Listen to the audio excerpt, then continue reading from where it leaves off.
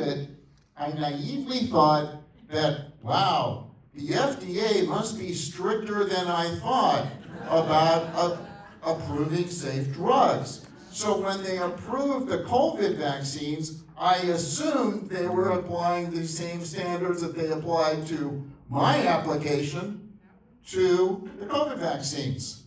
Little did I know at the time.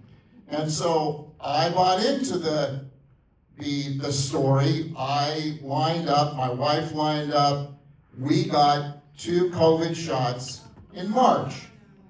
And about a month later, I got this message on Twitter from one of my followers saying, are the COVID vaccines safe?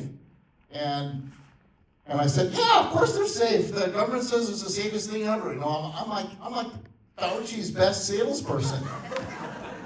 And then I'm saying, why are you asking me that question? She said, well, 3 of my relatives got the shots, and they were perfectly healthy, and they died a week later.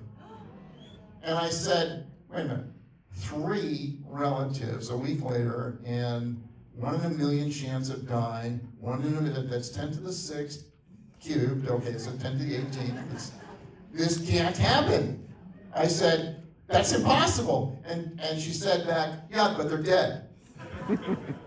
And so when Tim Damroth, who you saw in the film, he came to my door, and he's our carpet cleaner, and he's wearing a mask.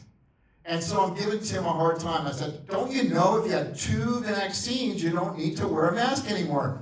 I am buying the bullshit, like totally. And he says, I couldn't get a second shot. I said, why not? He said, well, I had a heart attack 2 minutes after I got the first shot.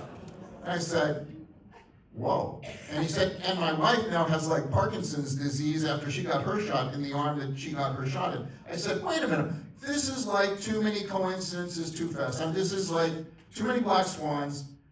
I ended up then looking at the VAERS data.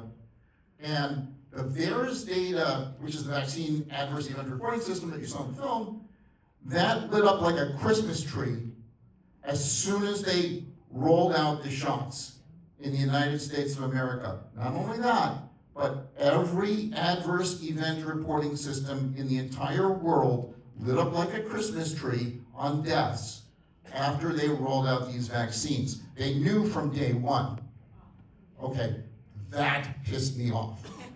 Okay, I ended up writing like a 275-page article for Trial Site News. It ended up going viral, and that was the beginning of my misinformation super spreader career. And thank you. Number one misinformation. Yeah, which culminated, by the way, with, if you type in misinformation super spreader into Google, I'm probably the top hit. So at least I'm good at something. Wasn't sort of planned this way, but what drives me is just the injustice that you can't turn your back on an injustice like this. So I had a discussion with my wife, who's in the audience here, and she said, well, what do you want to do? And I thought about it for a day, and I said, I'm going to quit my job and I'm going to do this full time, even though I'm not earning any income from it, because it's the right thing to do, and you can't turn your back on it, on these people. And it's the same thing. I asked Bobby Kennedy and I are good friends, and I asked Bobby, I said, do you have any regrets?